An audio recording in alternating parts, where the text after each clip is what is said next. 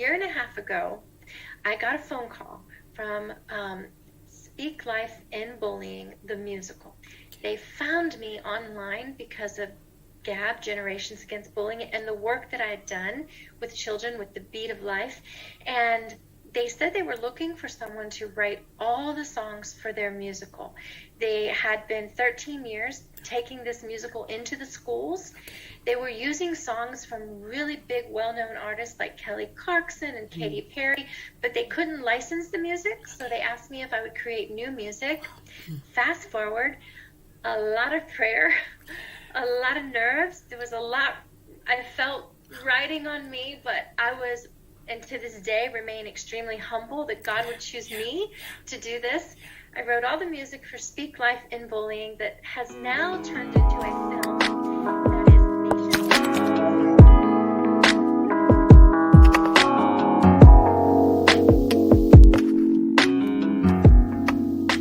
Not all songs know where to go or how to fill a certain space, but the ones that do are pure magic. Welcome to another inspiring episode of Podcast with Sheila, the podcast that is spreading positivity around the world by sharing inspiring life experiences. Today's guest, Bollea Rowe, is a professional songwriter of 20 plus years, a published author, founder and CEO of Rhyme Partners. Hello, Melissa, and welcome to Podcast with Sheila. Hi, thank you for having me. I'm honored to be here. It's a pleasure to host you today. Before we dive right into today's episode, tell us a little bit about who Melissa is, where she comes from, stuff like that, before we actually set the ball rolling. Well, thank you. So who I am is I'm a songwriter, I'm an author, and I'm originally from Florida, Tampa Bay, Florida in the USA, and I moved to Nashville, Tennessee about 16, 17 years ago to pursue a lifelong dream of being a professional songwriter. And it has been an incredible journey that ultimately has led me to publishing a few books as well. So here I am. Great. To share it with the world. Great. I read that you lost both parents as a child. You got married, had a son, and divorced all in your early 20s. How did that affect or contribute to your successful growth as a woman? I was affected greatly by that. I think being the type of person I am, sometimes I tell people, as a lot of us creatives know, that it can be a gift and a curse because you have to feel to a certain level to be able to put things out to the world. For people who can't express what they're feeling, and that's the job that we have as creatives.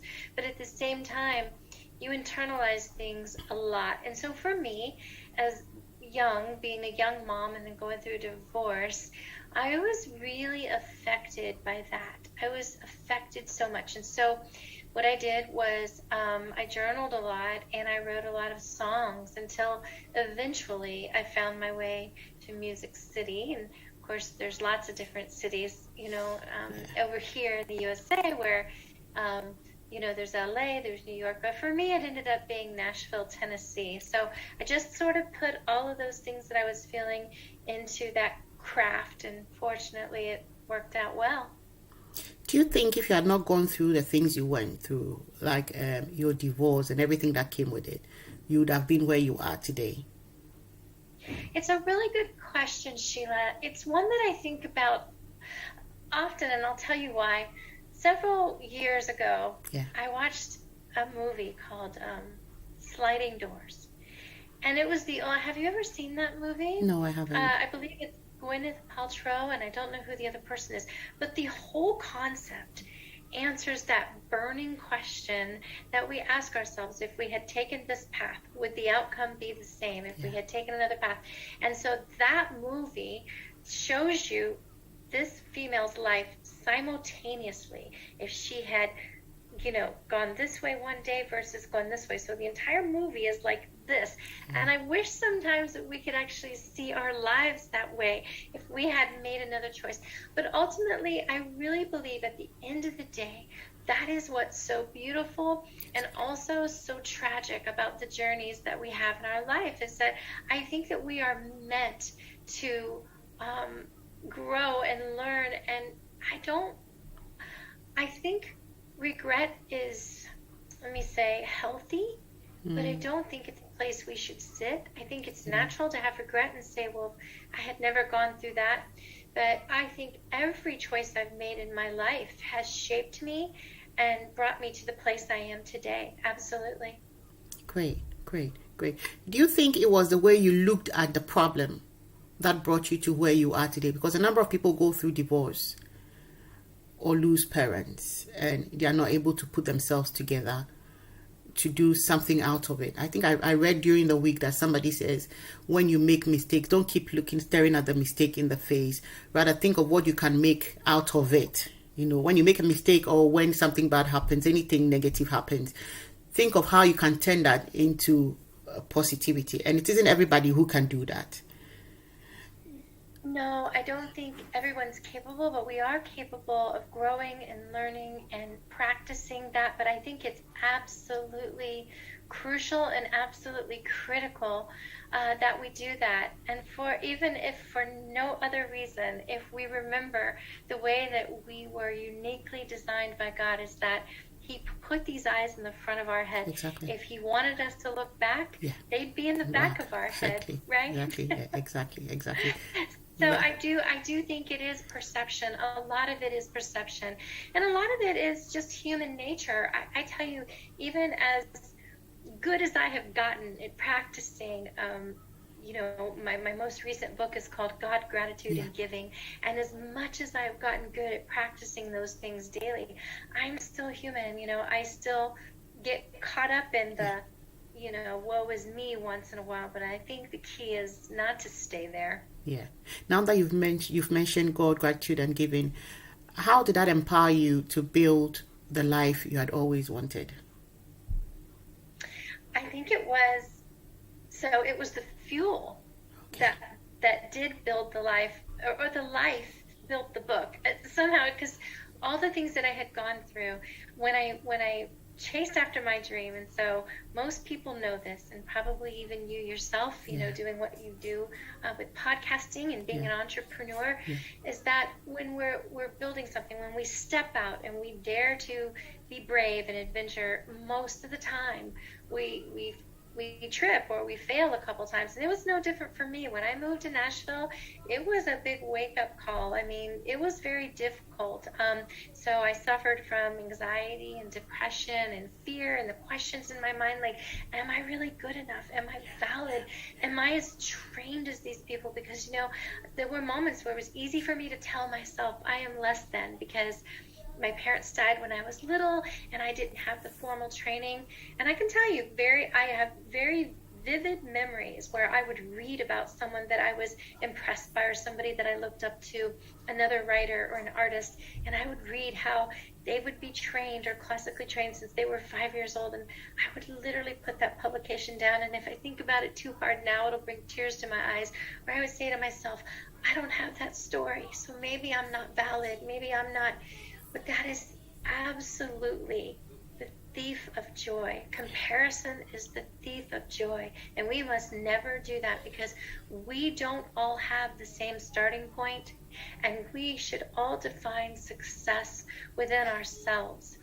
So when I understood that, I began to go into meditation a little bit more daily. I was leaning into my faith in God, and so where I found that I could connect and be one with God was in my silent time and my meditation. And one day in that, I was presented with these 3 words, very, very, they were laid on my heart, and I knew instantly that if I would focus daily on God, Gratitude, and Giving, that I would have no time for the usual worry, fear, anxiety. And so I began to do that, and I did that for years. And so the book didn't come along till recently, but that was because I wanted to, I guess it was a process for me of getting really good at that and watching it transform my life. And then I would have something to give or to share my experience, rather than saying, hey, look at these 3 lovely words. So in my book, I really offer a lot of what I experienced, and then share some very personal things. So little bit of a memoir in there too. Wow, beautiful. I'd like to see the book. But as you were talking, I think something dropped in my mind. It's like oh my God, that's nice. I like the cover, the image on the front, and the artwork that comes with it. Yeah, thank you so nice. much. That's on Amazon. Is that? What's that? Is that on Amazon now? Your book? It is on Amazon, and it's available on my website, autographed copies, and it's on Amazon. Great. But as you were talking, like I was saying, something dropped in my mind. Like everybody has, as we journey on in life, we all have what it will take to get to where we are going, as in the kind of experiences we need to go through to be able to be carved out in a particular way to be able to achieve our purpose in life. So for some people, depending on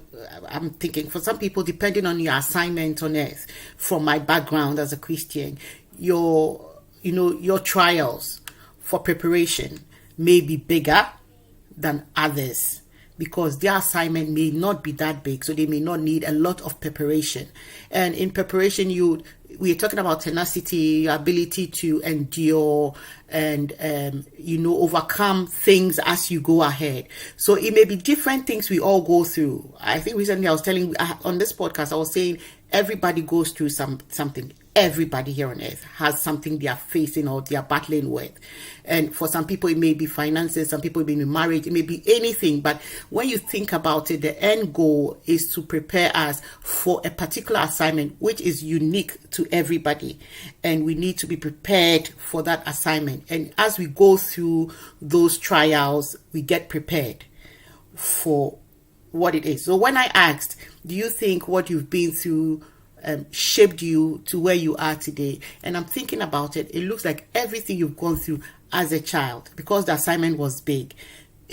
I wouldn't say losing parents was a good thing. It wasn't, definitely. But the lessons you learned from there, how to be able to grow up, because you have to grow up quickly if you don't have that kind of support from parents.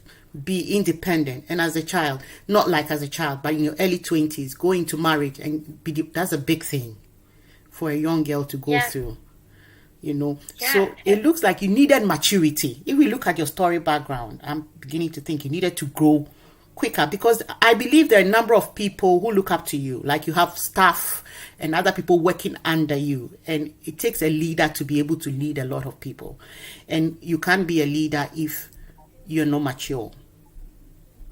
Correct. And I think everything that you said, I agree 100% with. And I would add to that, for me, that as part of what was growing me and everything that I went through, I grew into myself, myself. I would say that along the way, I always viewed it like this, Sheila, and I still do today. I imagine myself when I'm 90 or 100 years old, I would still picture myself like this. I don't know if you can see me. One hand up and one hand extended down. Yeah. And the reason I say that is because I think there will always be people on our journey that will take us along to where they've been, and others that we will reach down to bring where we've been. Yeah, exactly. And so I never feel like I'm greater or lesser than. I just am. And we are where we are. But I think along the way, we are going to, reach for that hand, but we're also going to reach down for that hand to bring someone up. And so that's why I feel like my life is always in a growing process. Yeah. And it's just brilliant, and it's absolutely beautiful. And there's a quote by Albert Einstein in part that says, the most beautiful thing we can experience is the mysterious. And I love that. And sometimes that mysterious is really difficult. But I have learned to embrace it. I don't know that it ever gets really comfortable. I think, being uncomfortable is how we grow and we expand. But I certainly, the days that are comfortable, I'm very grateful for them. And I love your podcast, because you're absolutely right. I've watched several of your episodes, and so I would say that while I have experienced tragedy, losing my parents, you have guests on that have been through just tremendous heart trials, and you yourself know this. And so I just want to say thank you for what you do. I know I'm seeing you through a computer screen, but you radiate light and love. And the Bible says that the Spirit bears witness. And I definitely see the light and love of God in you. Thank you very much, Abanet. Oh my God, you send goosebumps down me. But thank you very much. You're welcome. Thank you very much. As I think you have a podcast as well. If you do, podcasting is a difficult thing, and it is, I imagine. Yeah, getting to meet the people, read the story, get the questions out, do the editing after the video if it's not a live one, do the artwork and everything, write a story about everything, post it out. It's a difficult, and market it as well, because you want it to reach the right people and all that. It's a difficult thing. So anytime somebody appreciates the work behind the screen, I'm really, really, really honored, because then it means that the person is actually following the journey. Yeah. I have to tell you that one of the things that I believe with my whole heart, and by the way, like, I almost could not stop myself from telling you that. Now, I've done several podcasts, and everybody that I talk to is wonderful. But you in particular, there was something that was just wanting me to tell you that and share that with you, because even though it's a computer, I just see how lovely you are. Thank you. And, though I think the most beautiful and valuable thing someone can give to you is their time. Exactly. And I was thinking that when I messed up our time earlier, I was thinking, you give someone your time, they give you their time. That's a precious gift, and it doesn't go unnoticed. So for that, I'm so grateful, because you're right. There's a lot that goes into then putting it out and promoting. Yeah. Great. As a successful female, what did it take to get to where you are today? What were some of the challenging situations you had to encounter along the way to where you are? Well, I know the thing that, I know this might not be what someone would expect me to maybe possibly say, but I think I felt alone a lot. I don't know if that feeling might have been a lie, but I think certainly when you lose a parent, a loved one, a child, I feel like there is sometimes an emptiness in you that no matter how you try to feel it. I always, when I was young, I used to, metaphorically, it would feel like if you could imagine throwing a 50-pound bag over your back and just pulling it everywhere you go. So I felt alone a lot in my journey, and feeling alone sometimes, in itself can be hard, because, you are the one who has to pull yourself up. You're the one who has to encourage yourself to keep going. So for me, it was that, because I am very happily married now, but for most of my life, after I got divorced in my early 20s, when you asked the question of how did that affect me, and I said it affected me. It affected me to the point that I knew in my heart that I never wanted to make that decision again, and unless I knew that it was going to be right, because too many people are affected. Too many things happen. And so I spent the majority of my adult life, my mid to 20s and into my 40s, single.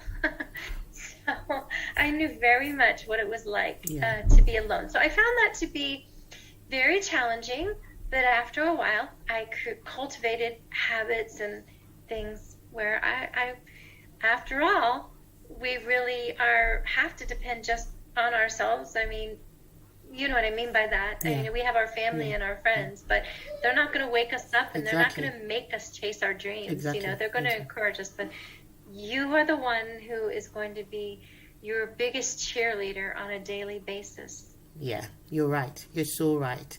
I hear one of your books made bestseller, so congratulations on that. But let's talk about GAP.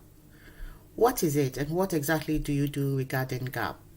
So over my career, I had been asked over the years if I would volunteer in schools and help children process bullying through songwriting.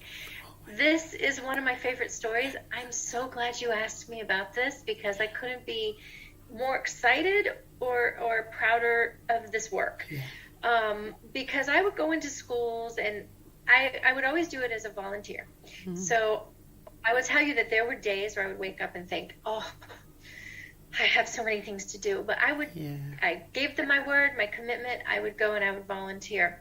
I say all of that to tell you about a year and a half ago, I got a phone call from Speak Life in Bullying, the musical.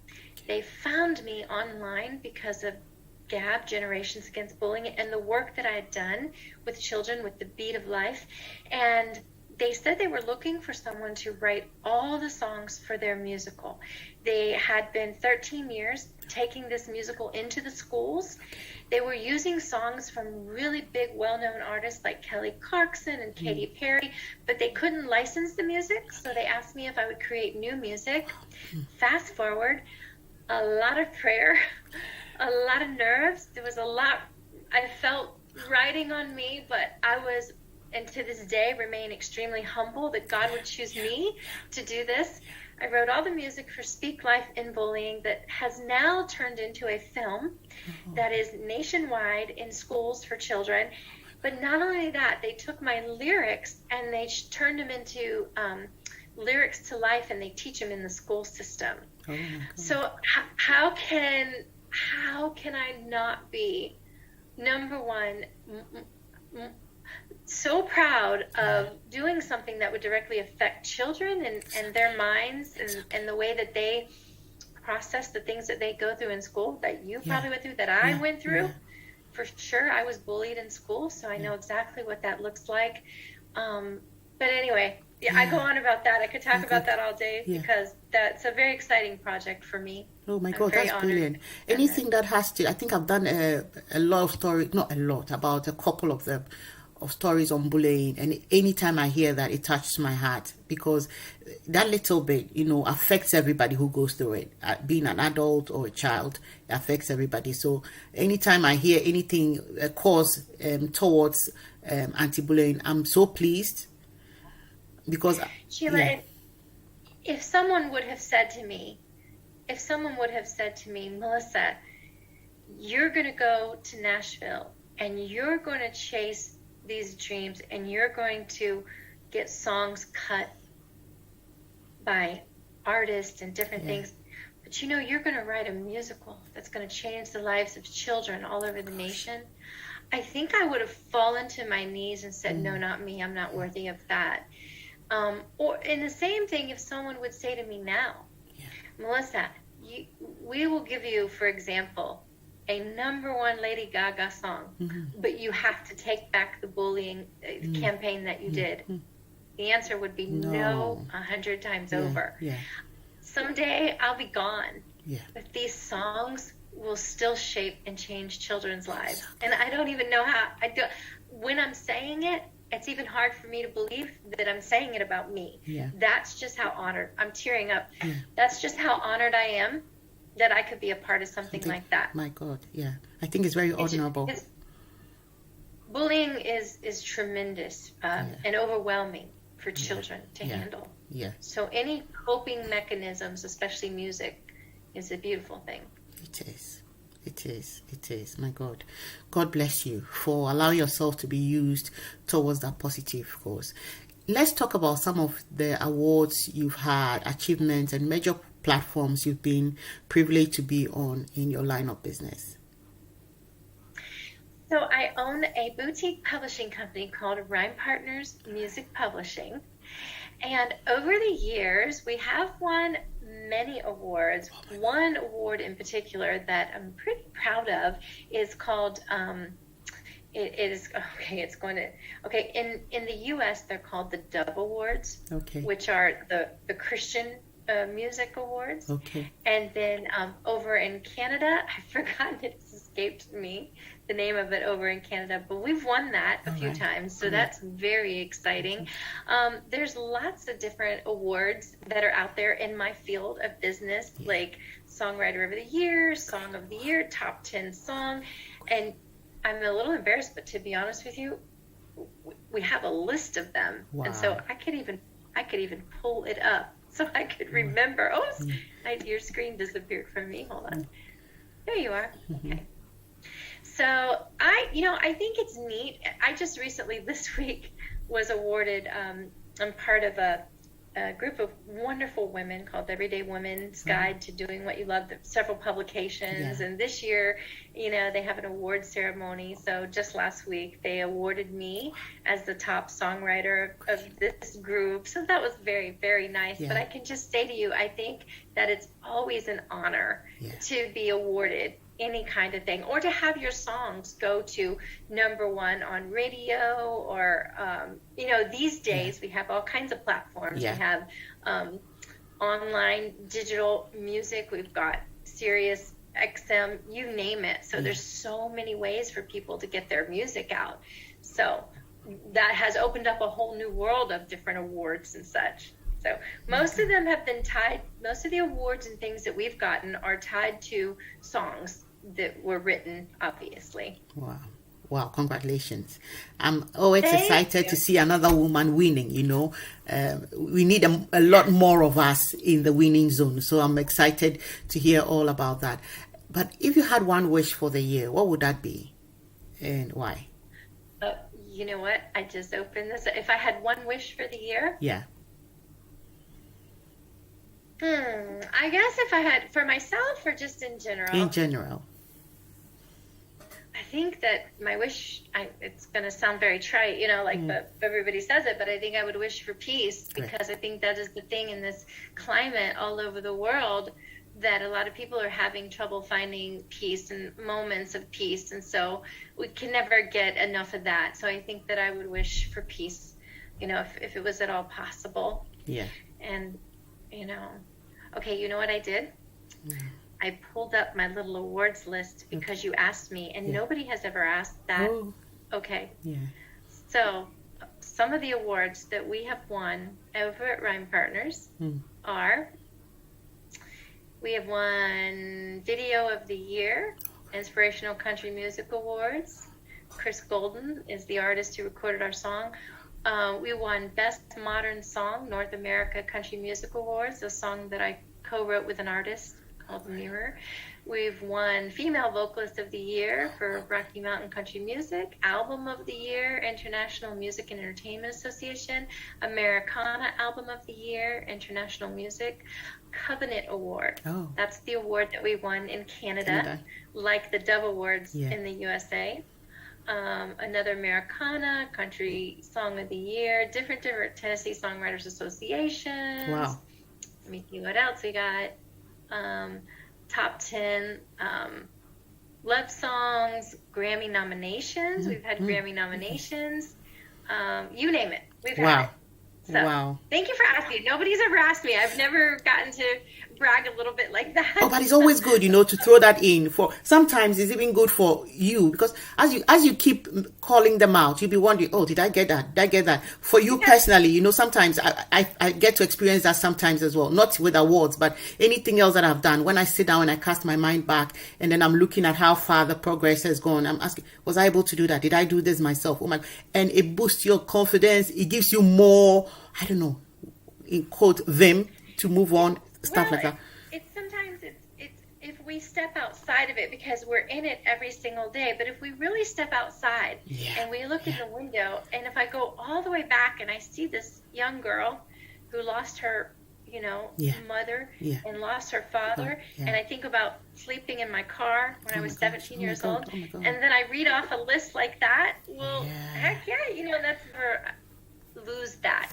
Yeah. I always realize how amazing that is. So, yes, I think that's really neat. I think everybody should do that. Because human nature sometimes human nature is to think that we, more, or that we haven't done well enough. But we have to. I believe that we should celebrate everything. Yeah. And to some people in the music industry, maybe even some of these awards, you know, they wouldn't be worth mentioning unless they were like the top. But for me, they're all worth it. They are. Yeah. And I think at the bottom of this episode I've written, when you celebrate, you should be grateful. Like you said, you should be grateful for the little things. Then it will open doors for bigger things to come in. So every time you celebrate your little wins and everything, and I do that a lot on the social media platform for Podcast with Sheila. Anytime we go up with likes, with, you know, all of that, I share it. And I know I saw that. I saw that. You're doing the right thing. Yes. Yeah, they may be very little as compared to some other people who think, why, this is just in the thousands. But for me, it means a lot, because the work that has gone into it to get to 1,000 means that I should celebrate it. And then definitely would, you know. You should absolutely celebrate it, because I know, I'm in this business, and I know, I mean, even people who have, you know, 100, 200, 1 million followers, it's hard to get that many likes. It is. And I just, yes, you absolutely should celebrate that. It is. My God. So what will your final message be to our listeners as we wrap up? I think gratitude. Thank you for giving Sheila and myself your time, because as I was mentioning earlier, I think it is one of the greatest gifts that anyone can give to someone else is their time, because really our time here on earth is so precious and it's so short. When you think about you know, lately in the news, they've just discovered these new dinosaurs. But with some of the droughts and some of the waters receding in some of the rivers and lands, they've now uncovered dinosaur footprints that were 14 million years ago. And when I think about the enormity of 14 million years ago, I think we are only here for such a short time. So in that short time, that you would give me an hour is greatly appreciated. Oh my God. Or a half hour, or whatever it is we're doing.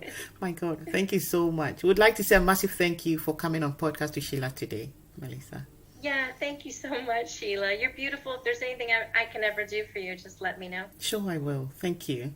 If you've been listening in, this is season 2, episode 60 of our podcast series, where we've been bringing your way seasoned guests with inspiring real life stories to share with us. Do not miss out on all these lovely experiences. Subscribe and be notified when a new episode is released. Whilst at it, please drop us a rating. We have a video presentation of this episode on our YouTube channel. Just search for Podcast with Sheila on YouTube and you'll find us. Our prayer for you this week is to always remember to be grateful for the little things of life, which will then open doors for greater things. Until we meet again, have a brilliant week.